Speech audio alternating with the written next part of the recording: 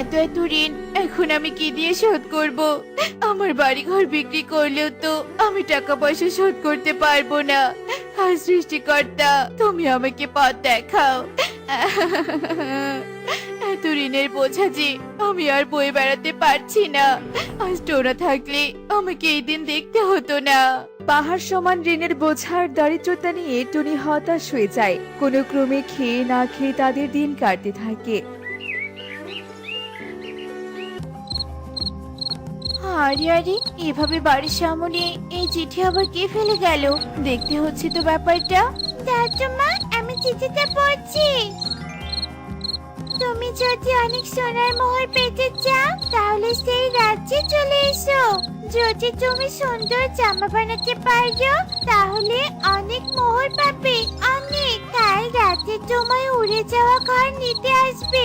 তৈরি থেকো, তোমার আর কোনো অভাব থাকবে না। সোনার মোহর? আমি যাব, ওই রাজ্যে আমি যাব। আমার মেয়েদের ভালোর জন্য যে আমাকে যেতেই হবে। মোড়ল বাবুর সব টাকা আমি শোধ করতেও পারবো। না না মা, না, তুমি যেও না। ওই রাজ্যে যে একবার গেছে সে আর কোনোদিনও ফেরেনি। আমরা জানি না ওই রাজ্যে কি আছে। যদি তোমার কোনো ক্ষতি হয়ে যায়। কোনো চিন্তা করিস না রে মা, আমাদের সাথে সৃষ্টিকর্তা আছে। দেখিস আমি ঠিক ফিরে আসবো। তোরাই দুদিন তোর সুখী মাসির কাছে থাকিস। টুনি মেয়েদের সান্ত্বনা দিতে থাকে, কারণ টুনির কাছে আর কোনো উপায়ই ছিল না।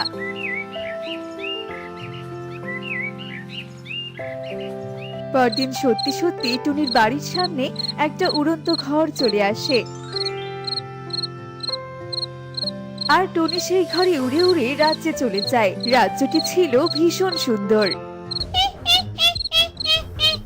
আমি জানতাম তুই আসবি, তুই আমার উড়ে যাওয়া ঘরে করে আসবি। এবার আমাকে সুন্দর একটা জামা বানিয়ে দে তো। ওরে বাবা রে, ডাইনি! তার মানে এটা একটা ডাইনির রাজ্য? ওরে বাবা রে! ও বাবা, ভয় করিস না তো, চুপচাপ আমাকে জামা বানিয়ে দে তো। একদম সুন্দর করে বানিয়ে দিবি, নয়তো। না না, আমি যাচ্ছি, তবু আমার কোনো ক্ষতি করো না। বাড়িতে আমার ছোট্ট দুটো মেয়ে আছে, আমার জন্য যে পথ চেয়ে বসে আছে। টুনি কাঁদতে কাঁদতে ডাইনির জন্য জামা বানাতে বসে পড়ে। এদিকে এক প্রজাপতি চুপি চুপি টুনির কাছে আসে। এই যে পাখি, তুমিও বুঝছি ডাইনি শিকার হয়ে এসেছো? আসলে এই রাজ্যে যে একবার আসে সে আর কোনোদিনও ফিরে যায় না।